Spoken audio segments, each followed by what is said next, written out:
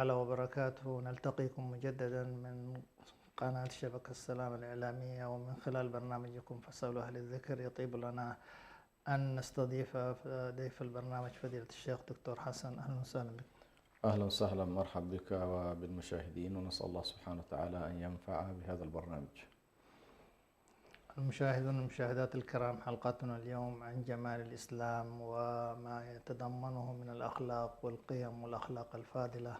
في هذا اللقاء الكريم الطيب المبارك نتعرف على الإيمان وأثره على الأخلاق وعلى القيم وعلى الرحمة والعدل وكل الفضائل. ديننا دين رحمة وعدل وخير وبركة، والنبي صلى الله عليه وسلم وما أرسلنا، قال الله عز وجل عنه: ما أرسلناك إلا رحمة للعالمين. من خلال هذه المبادئ العامة ومن خلال مع الإيمان من أثر على كثير من أفعال الإنسان وأخلاقه وتعاملاته، يطيب لنا أن نستلهم ونستهمل هذا الحديث لنبدأ فضيلة الشيخ بعلاقة الإيمان وأثرها في أخلاق المسلم وتعامله. جزاكم الله خيرا. الحمد لله رب العالمين، والصلاة والسلام على رسول الله الأمين وعلى آله وصحبه أجمعين، أما بعد. منذ أن أرسل الله سبحانه وتعالى رسله لعباده من بني آدم، فإن رسالة الله سبحانه وتعالى تتضمن مجموعة من الأمور. الأمر الأول تتضمن قضايا الإيمان وقضايا الغيب، إيمان بالله وبالملائكة وبالجنة وبالنار وغير ذلك مما يتعلق بعالم الغيب أو عالم الملكوت. الأمر الثاني تتعلق كذلك الرسالات بما يمكن أن نسميه بالسردية أو القصة الكونية، وهو مسألة الخلق بداية وانتهاء، من أين وكيف بدأ الخلق، أو متى بدأ الخلق، خلق الإنسان أو خلق السماوات أو خلق الأرض. تخبرنا الرسالة عن هذا الموضوع، لأنه أيضا من القضايا المهمة أن يمتلك الإنسان المسلم تصورا على الأقل كليا حول نشأة الكون وحول طبيعة هذه النشأة. فهذه ما نسميها بالسردية أو القصة الكونية. النقطة الثالثة تشتمل أيضا الرسالات على المنظومة الأخلاقية، قضايا الأخلاق. والأخلاق يعني من خصائص رسالة النبي صلى الله عليه وسلم وكذلك بقية الرسالات، أن الأخلاق دائما مرتبطة مع التوحيد مباشرة وملازمة له، لا تنفك عنه. يعني التشريعات قد تتأخر، يعني قضايا الحلال والحرام قد تتأخر بعض الشيء في كل الرسالات، ولكن الأخلاق من اللحظة الأولى التي يعني ينادي فيها الرسول بلا إله إلا الله وأن محمد أو غيره من الرسل رسول الله صلى الله عليه وسلم، فإن الأخلاق ملازمة، ولذلك الأخلاق دائما متصلة بقضية التوحيد. وكذلك الأخلاق أيضا من خصائصها أنها تراكمية ولا نسخ فيها. يعني منذ نوح عليه السلام وإلى محمد عليه الصلاة والسلام كانت الأخلاق تتراكم. مثلا أول ما يمكن أن نتحدث عنه في قضايا الأخلاق وحقوق بني آدم قضية البر الوالدين، كانت ملازمة من لحظة نزول أول رسول. أول قيمة أخلاقية هي قضية بر الوالدين، باعتبارها أعظم أنواع الحقوق المتعلقة بالبشر، وأفضل خلق يمكن أن يتقرب به الإنسان إلى الله سبحانه وتعالى هو خلق بر الوالدين. بعدها تراكمت بعد ذلك القيم، موضوع الصدق، موضوع الأمانة، موضوع الفضيلة، ترك الفواحش، عدم الغش، عدم كذا، هذه القضايا المتعلقة بالأخلاق بشكل عام ونتكلم. ولذلك النبي صلى الله عليه وسلم جاء عنه أو ثبت عنه عليه الصلاة والسلام قال: إنما بعثت لأتمم مكارم الأخلاق، وفي رواية: إنما بعثت لأتمم صالح الأخلاق. فكأنما النبي صلى الله عليه وسلم تكتمل معه وتتم الأخلاق بصورتها النهائية، ويعتمد ما قبله، فيعتمد بر الوالدين ويعتمد ترك الفواحش ويعتمد الصدق ويعتمد الأمان، كل القضايا التي جاء بها الرسل ممن سبق، فإن النبي صلى الله عليه وسلم يكملها في صورتها المثلى. النقطة الرابعة أيضا ما تشتمل عليه الرسالات موضوع الحلال والحرام، اللي هو نسميه بالشريعة، قضايا الشريعة. والشريعة تنقسم إلى قسمين حسب ما هو معروف: قضايا العبادات اللي هي الشعائر من صلاة وصوم وزكاة وحج، هذا قسم اللي هو قسم العبادات. والقسم الثاني هو قسم المعاملات، اللي هو فيه قضايا كثيرة جدا متعلقة بالبيع والشراء والزواج والنكاح والطلاق وإلى غير ذلك. إذن هذه الصورة الكلية، واحدة منها كما فصلنا الآن قضية الأخلاق التي نتكلم عنها اليوم. موضوع الأخلاق نعم. يعني يشتمل حقيقة على قيم كلية، جميل. وهنالك تفاصيل بطبيعة الحال. يعني مثلا من القيم الكلية في الأخلاق التي تكاد تغطي بشكل كبير على جزء كبير من الأخلاق قيمة الرحمة. جميل. من أعظم أنواع الخلق التي وصف الله تبارك وتعالى بها عباده، ووصف بها قبل ذلك نفسه جل جلاله، ووصف بها رسوله، ووصف بها كتابه، ووصف بها المؤمنين، اللي هي قيمة الرحمة. فالله سبحانه وتعالى يقول عن نفسه: ورحمتي وسعت كل شيء.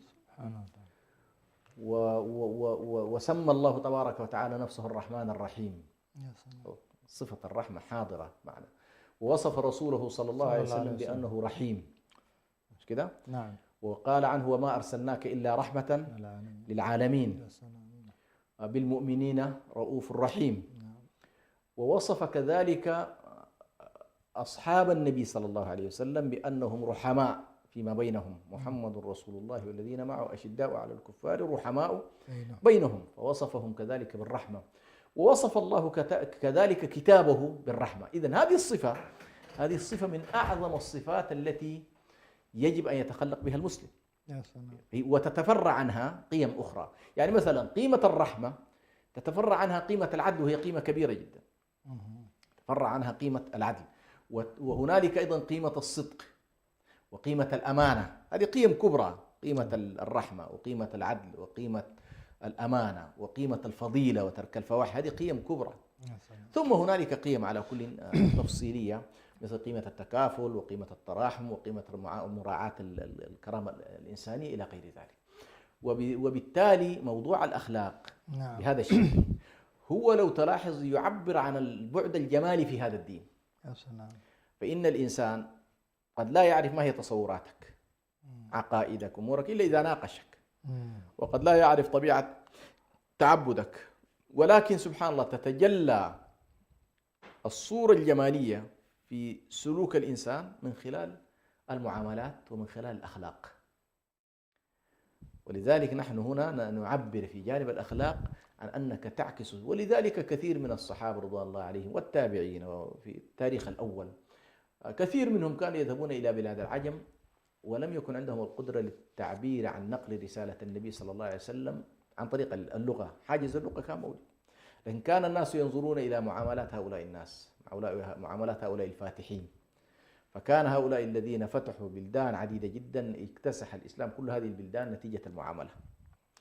فإذا موضوع الأخلاق وارتباطه بقضية الإيمان هذه مسألة أساسية. أولا لا ينفك الأخلاق بأي شكل من الأشكال عن الإيمان، ثم أن الله سبحانه وتعالى في قضية الإيمان دائما آمنوا وعملوا الصالحات، فليس هنالك فصل بين الإيمان وبين العمل حتى في التعريف.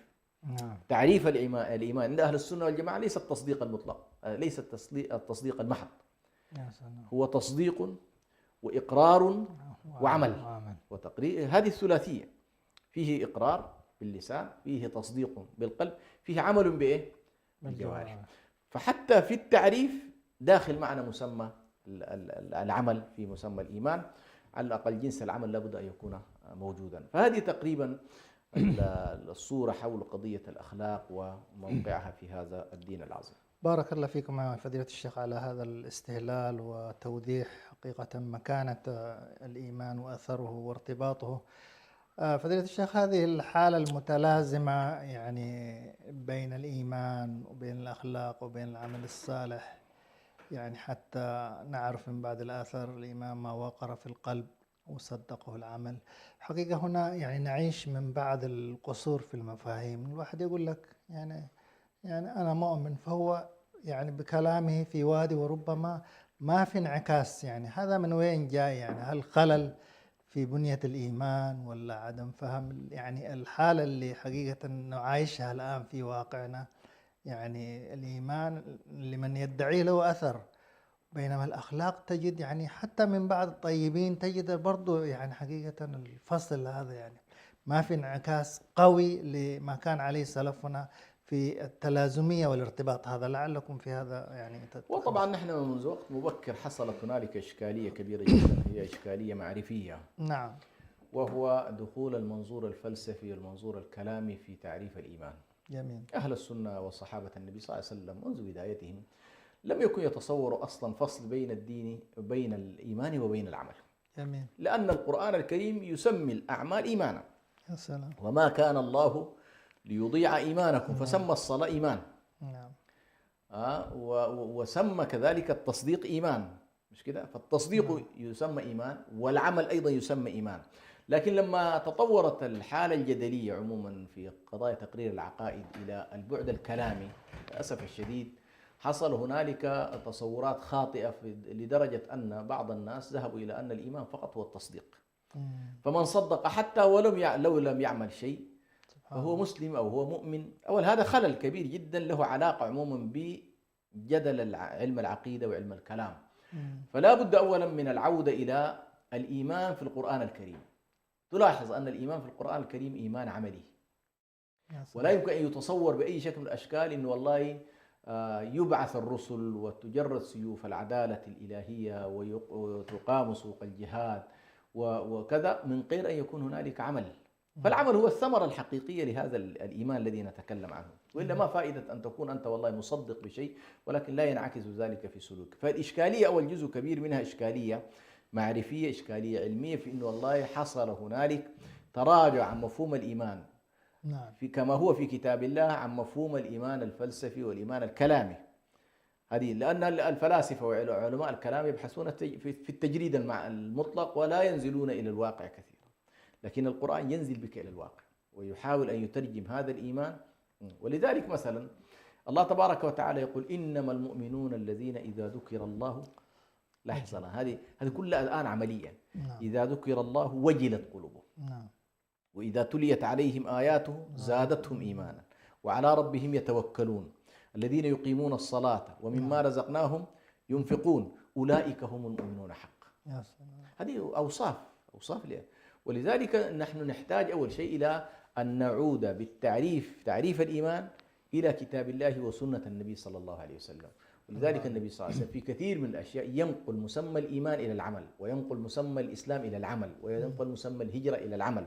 فيقول النبي صلى الله عليه وسلم مثلا الإيمان أن يأمنك الناس على أنفسهم وأموالهم، المسلم من سلم المسلمون من لسانه ويده، المهاجر من هجر ما نهى الله عنه. فينقل النبي صلى الله عليه وسلم هذه المعاني المجردة إلى سياقات عملية. للأسف الشديد طبعا ظهرت عندنا في الآونة الأخيرة برضو خلل كبير في تناول هذه الظواهر، كيف أن النبي صلى الله عليه وسلم يحول المعنى إلى الجانب العملي. ليظهر لنا الآن الطوائف المعروفة الآن بالقرآنيين وليقول والله المسلم فقط هو من سلم المسلمون حتى لو لم يؤمن بالله ولم يؤمن برسوله ولم يؤمن هذا ليس دين. هذا ليس دين. فكون النبي صلى الله عليه وسلم يريد أن يقول والله هذا تصديق بالله والتصديق برسوله والتصديق برسالته والتصديق بما نزل به الوحي يستلزم جوانب عملية. هذه الصورة أرادها النبي. فلا يمكن أن يأتي الآن واحد يقول لا والله قضية التصديق لا علاقة لها بمسمى الإيمان، أهم شيء يسلم منك الناس. لا، حتى لو سلم منك الناس لكن ما في تصديق لا يفيد شيء. مثلا الكرم كان مثلا عدد من العرب في الجاهلية كرماء، وكان العرب يشيدون بهم، لكن لما سئل النبي صلى الله عليه وسلم عنهم ما شهد لهم بأنهم من أهل الجنة مثلا أو اعتبر. لماذا؟ قال لأن فلان ما قال يوما وقل رب اغفر لي خطيئتي يوم الدين، بمعنى قضية الإيمان بالآخرة والتصديق بها والعمل من أجلها. هذه المسألة لم تكن موجودة. ولذلك فنحن لا بد من الرجوع الصحيح لتعريف الإيمان، ثم التأكيد على أن مسألة الإيمان لا يمكن أن تكون بعيدا عن العمل، ولا أيضا العمل يكون معزولا عن قضية الإيمان والتصديق. جميل، بارك الله فيكم فضيلة الشيخ. وحقيقة ما ذكرتموه كقيمة عليا اللي هي قيمة حقيقة الرحمة ومكانتها في بنية يعني الأخلاق، وكان النبي صلى الله عليه وسلم قد بعث رحمة للعالمين. هذه الرحمة حقيقة حتى تكون متجلية حاضرة، كيف يمكن يعني أفرادا وجماعات أن نحققها فضيلة الشيخ؟ هذا الموضوع أيضا مهم جديد. هو أنا ذكرت الرحمة كأعظم قيمة طبعا، جميل. وابن القيم عليه رحمة الله يقول لما كانت أوسع الأوصاف وأوسع التجليات لله تبارك وتعالى، قال لما ربط نعم أعظم مخلوقاته وهو العرش ربطه بصفة الرحمة. يا سلام. قال الرحمن على العرش استوى. استوى. قال لما كان أعظم المخلوقات إحاطة بهذا الكون العرش، وهي من أعظم الصفات، من أعظم الصفات لله تبارك وتعالى، ولذلك قال ورحمتي وسعت نعم كل شيء. لكن لاحظ انتقامه سبحان الله لا يشمل كل شيء، انتقامه محدود للمجرمين، مش كده؟ لكن رحمته جل جلاله، ولذلك الله سبحانه وتعالى قال نبئ عبادي أني أنا الغفور الرحيم. هذه صفة ذاتية أوسع صفة. وأن عذابي ما لاحظ، وأن عذاب ما قال نبئ عبادي أني أنا المعذب أو أنا القادر أو أنا، لا، قال نبئ عبادي أني أنا الغفور الرحيم وأن عذابي هو العذاب الأليم. فهنا نلاحظ بأن الرحمة أوسع صفة وأعظم صفة تتجلى بطبيعة الحال. وإذا أردنا أن نقول الرحمة هي الشفقة والعطف والحنان وإرادة الخير بالناس ومنع الشر والضر عنهم. هذه المعاني كلها هي معاني الرحمة. لكن نلاحظ أحيانا يجب أن لا يفهم الرحمة بأنها اللين المطلق. لماذا؟ لأنك أحيانا رحمة بطفلك قد تجبره على أخذ الدواء، وقد تمنعه عما يحب، شيء يحبه تمنعه عنه، ليس لأنك لا تريد له الخير ولكن تخشى عليه الشر وتخشى عليه الضرر. فالرحمة يجب أن تفهم في هذا السياق، فيه إرادة الخير للإنسان، فإرادة الخير أحيانا تكون بالمنع وأحيانا تكون بالعطاء. رحمتك بابنك تكون بالاتجاهين، بمعنى أنك تشفق عليه عطاء فتعطيه طعاما وشرابا ورعاية ومحبة وكذا، وفي نفس الوقت تمنع عنه الأضرار، تمنعه ما يضره وهكذا. طبعا للأسف الشديد كثير من الناس لما لا يستوعب الرحمة بهذا الشكل يتعجب من أن المسلمين لماذا يذهبون إلى مفهوم الأمر بالمعروف والنهي عن المنكر.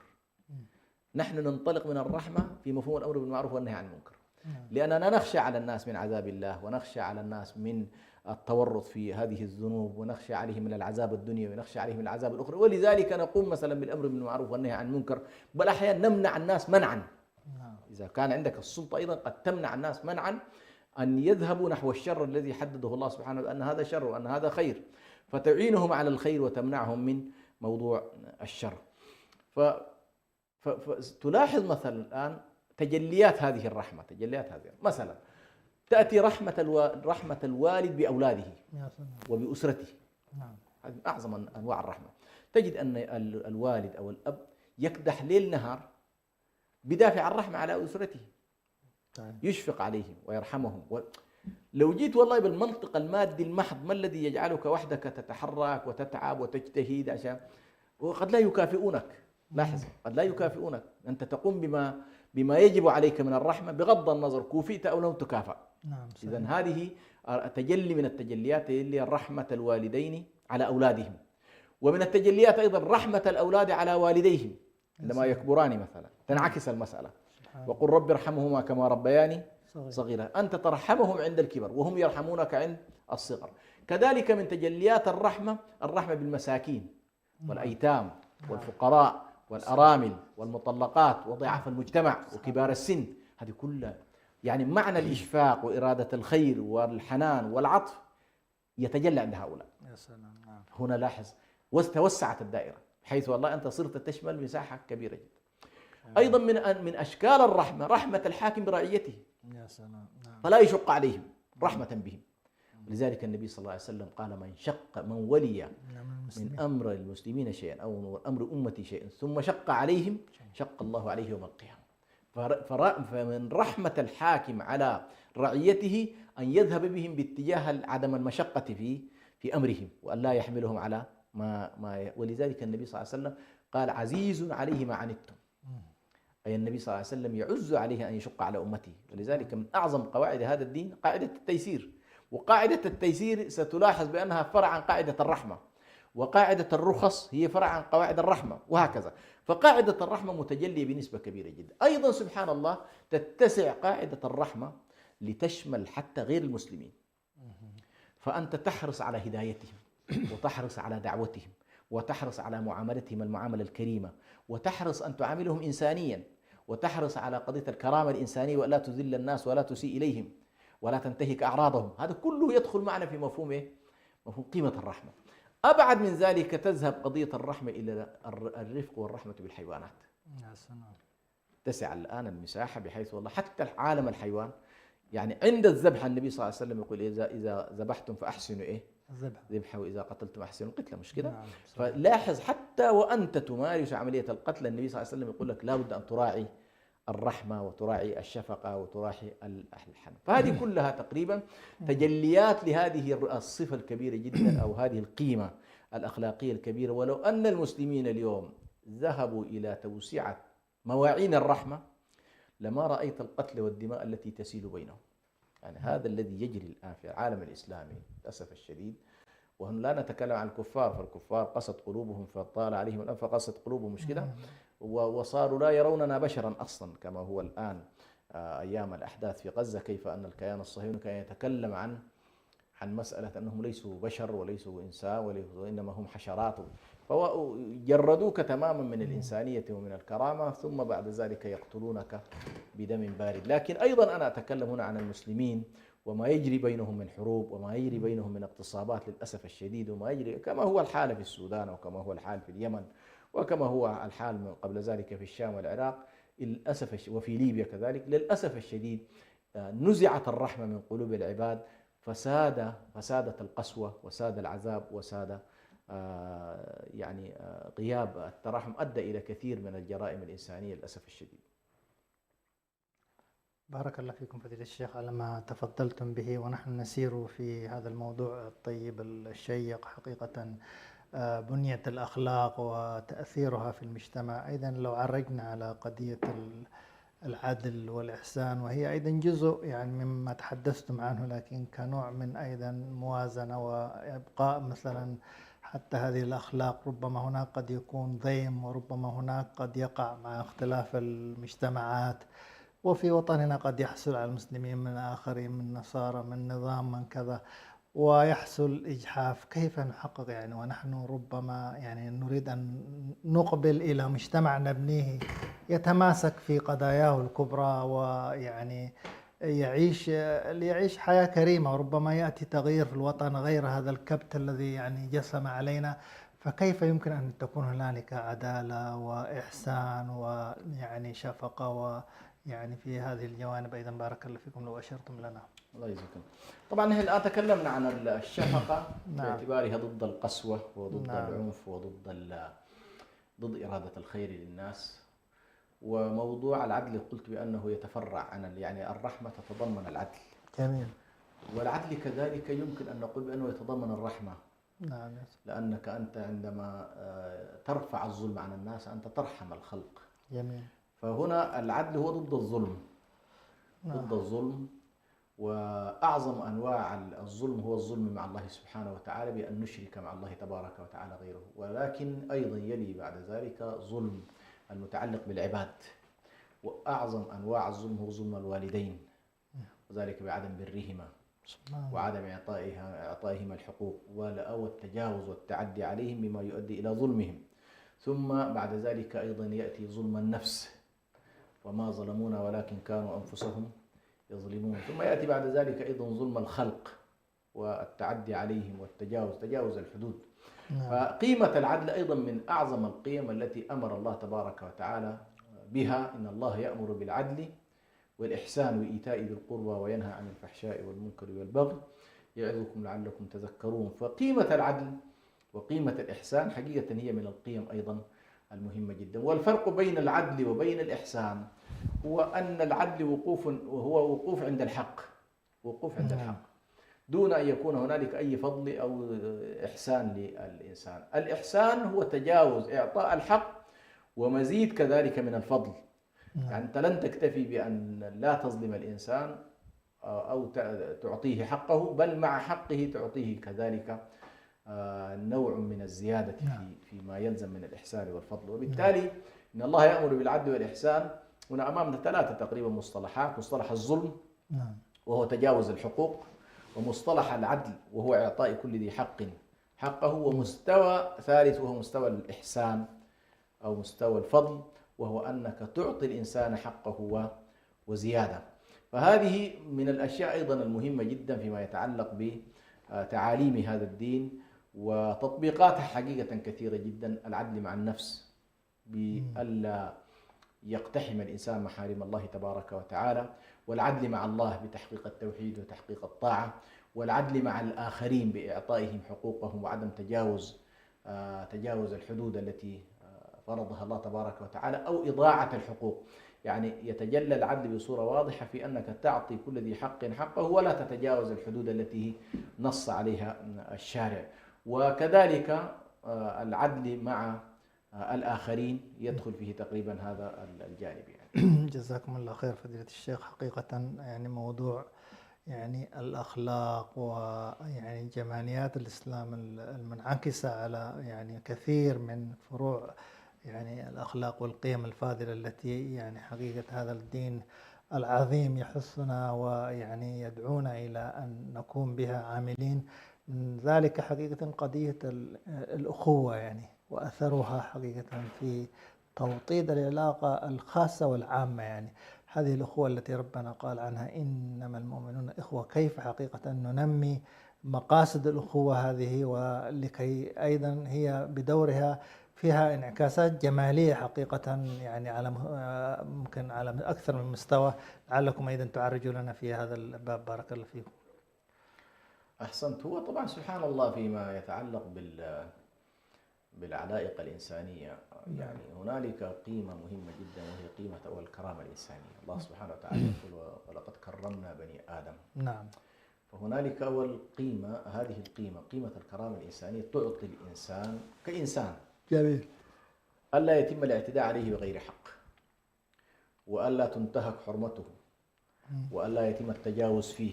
جميل. حتى لو كانت هنالك عقوبات فيجب ألا، يعني مثلا شيخ الإسلام ابن تيمية له كلام جميل جدا، يقول لو أن شخص كانت عقوبته 100 جلدة ثم أنت بعد 100 جلدة قلت له يا كذا يا سكران أو يا كذاب أو يا زاني، فيقول هذه الكلمة التي أطلقتها هي ظلم. هذا العلم. لماذا؟ لأن الله تبارك وتعالى وضع عقوبة محددة وهي 100 جلدة، فلا يحق لك أن تتجاوز بعد 100 إلى أي كلمة أخرى، وإلا كنت متجاوزا. والظلم هو تجاوز الحدود.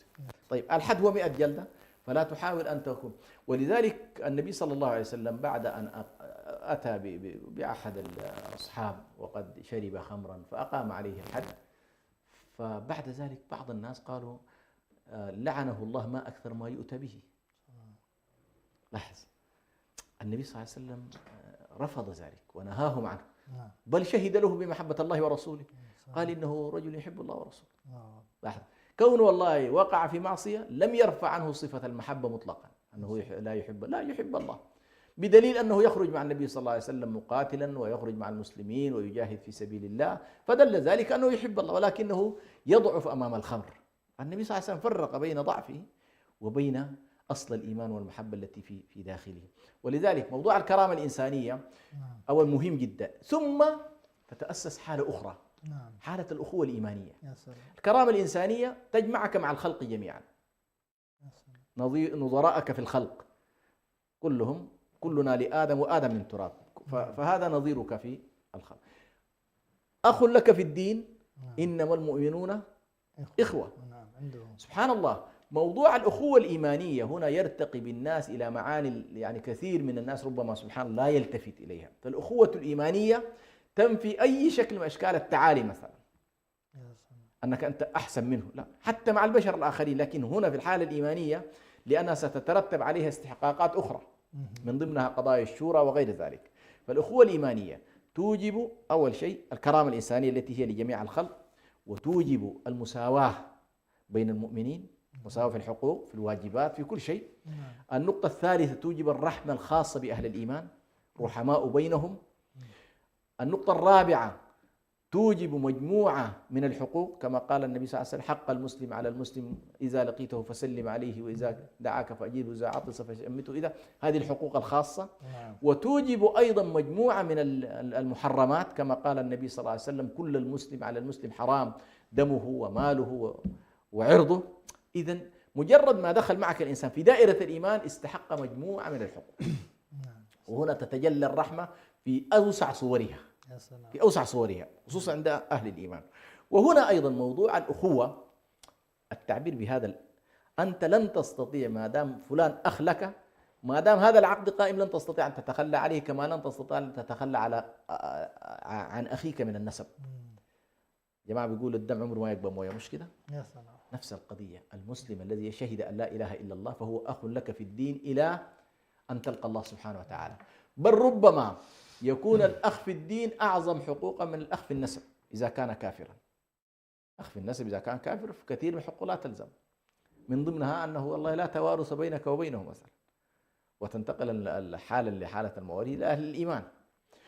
الأخ النسبي قد لا يدخل معك إلى الجنة، قد يكون مساره إلى النار وأنت مسارك إلى الجنة والعكس. فالمسألة فيها مجموعة من الأهل. فقضية الأخوة الإيمانية حقيقة من أعظم تجليات الحالة الدينية في الأخلاق. فإذا استطاع المسلمون أن يكونوا رحماء بينهم، يراعون الكرامة الإنسانية، يراعون المساواة فيما بينهم، يراعون عدم التعالي والقطرسة، ويراعون عدم الغيبة والنميمة وكل الأخلاق الرديئة التي تكون فيما بين الناس، هنا ستلاحظ بأن الأخوة الإيمانية ترتقي بنا ارتقاء كبيرا. من ضمنها الأخوة الإيمانية تستلزم الولاية الإيمانية المتعلقة بإيه؟ الولاية السياسية المتعلقة بإقامة الدولة. فالذين سيقيمونهم أهل الإيمان الذين هم أخوة في الدين. هنا ستأتي الشورى وستأتي أشياء كثيرة جدا مبنية على إيه؟ على إن والله هذا أخ لك في الدين لا تستطيع أن تقصيه. ففكرة الأخوة في الأخوة الإيمانية حقيقة من المعاني الكبيرة والعظيمة جدا.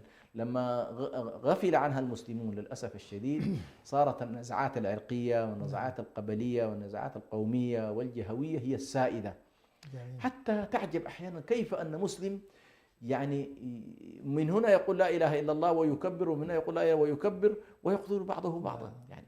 والنبي صلى الله عليه وسلم يقول: لا ترجعوا بعدي كفارا يضرب بعضكم رقاب بعض. فسمى الفعل هنا سماه كفرا، ولذلك العلماء قالوا هذا من الكفر العملي الكفر الاعتقادي. والكفر ما أي عمل سماه الله كفرا أعظم من الأعمال التي لم يسميها الله كفرا.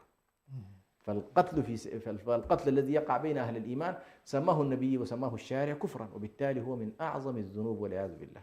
نعم مستعان. فضيلة الشيخ يعني حقيقة الحديث يعني يطول، وكل قيمة ويعني حقيقة جانب من هذه بنية الأخلاق تحتاج يعني إلى ربما يعني حلقة أو حديث مستقل، لكننا لعلنا في هذه الحلقة أن نختم بما حقيقة يعني يجعل بنية هذه القضايا الإيمانية والأخلاقية يقويها، والآثار التي يعني ممكن من خلال قيمة التعاون بين حقيقة المؤمنين، بين الإنسان كإنسان أيضا في مجتمعه، قيمة التعاون في حقيقة في تعضيد هذه القيم وإبرازها، وأن تكون شاملة شاسعة ويعني حقيقة ظاهرة في المجتمع. كيف لهذه القيمة أن يعني نكون ساعين لتحقيقها؟ جزاكم الله خير. نعم، الله سبحانه وتعالى يقول: وتعاونوا على البر والتقوى ولا تعاونوا على الإثم والعدوان. جميل.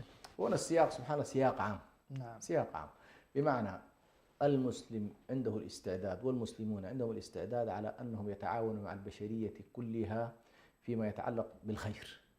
فحيثما كان الخير نحن حاضرين. جميل. وحيثما كانت التقوى فنحن حاضرون، وحيثما كان المنكر فنحن ضده، وحيثما كان الظلم فنحن ضده، بغض النظر وقع منا وقع من غيرنا، وقع علينا وقع على غيرنا. فنحن مثلا يعني الإسلام يجعلك تدور مع منظومة الخير حيثما وجدت، ويجعلك تنفر من منظومة الشر حيثما وجدت، وحدد لك ما هو الخير وحدد لك ما هو الشر. وكثير من أهل الأديان أيضا متفقون على أن القتل مثلا شر، وأن الكذب شر، وأن خيانة الأمانة شر، وأن تشويه الفواحش شر، هذه كلها متفقون على ذلك. فالمسلمون يتعاونون مع الجميع على ذلك. وفيما بينهم أيضا لهم ما يتعاونون فيه، نعم. كأن يتعاون على ما يخصهم. مثلا نتعاون فيما يؤدي إلى إقامة الصلاة، نتعاون فيما يؤدي إلى إقامة الزكاة، نتعاون فيما يؤدي إلى إقامة الصيام على أحسن وجه، نتعاون على ما يؤدي إلى مجتمعنا الخاص أن يكون مجتمعا قويا متماسكا متراحما متكافلا، كل هذه القضايا. وهنا تأتي قضية الأخوة نفسها التي أكدنا عليها، تزداد الأخوة الإيمانية بالتعاون. يعني لا يمكن لمجتمع مسلم ونقول والله نحن المؤمنون إخوة، وأنت لك جوار من المسلمين مجاورين لك في الجغرافيا، مجاورين لك في البلدان كذا، وأنت لا تنظر إلى مشاكلهم ولا تتعاطف معهم ولا ترحمهم ولا تقف على ولا تقوم بالصلح بينهم إذا كانوا احتربوا أو تقاتلوا. هذه كلها من القضايا تؤكدها المعاني بتاعت الأخوة في الدين. لكن للأسف الشديد خلينا نقول اليوم شاب هذه الأخوة وشاب عملية التعاون المنظور القطري الذي ربما ساد عند كثير من الناس، فكثير من الناس مستعد أن يختزل هذه المعاني فقط في أهل بلده وأهل قطره وأهل الدار التي هو فيها، لكن ما عنده استعداد يوسع هذه القوالب لينظر إلى أهل الإسلام جميعا بأن والله هذا المعنى معنى إيماني يشمل الكل. فليس هنالك شيء اسمه والله أهل البلد الفلاني يتعاونون فيما بينهم ولا ينظرون إلى بقية المسلمين، أو يتراحمون فيما ولا ينظرون ويتكافلون فيما بينهم ولا ينظرون. صحيح الأولوية لك والأولوية لجوارك والأولوية لمن معك في داخل البلد، لكن لا يعني ذلك بطبيعة الحال بأن بقية الأمة ليس لهم حظ من هذا التعاون وهذه التكافل. بارك الله فيكم فضيلة الشيخ. في ختام هذه الحلقة المشاهدون والمشاهدات الكرام، سعدنا بهذا الكلام الطيب الجميل المبارك الذي يعكس حقيقة جمال ديننا بما فيه من عقائد، بما فيه من إيمان، بما فيه من تعاون، بما فيه من قيم سامية، من رحمة، من عدل، من سمو، من يعني تواصل، من تعاون على البر والتقوى. كل هذا يعني استمعنا إليه. نسأل الله سبحانه وتعالى أن ينفعنا بما سمعنا، وأن يجعلنا حقيقة نكون بشكل أجمل وأحسن حين نتمسك، وحين ينعكس علينا حقيقة لا يكون الإيمان فقط إيمان باللسان، إنما بالعمل، إنما إيمان يظهر في سلوكنا، في حقيقة تعاملنا مع الناس كافة، في رحمة بعضنا ببعض. أسأل الله أن يجعلنا رحماء حتى بإذن الله تتنزل علينا رحمة الله عز وجل. وفقنا الله وإياكم ما يحب ويرضى. إلى أن نلتقيكم في لقاء قادم نستودعكم الله. السلام عليكم ورحمة الله وبركاته.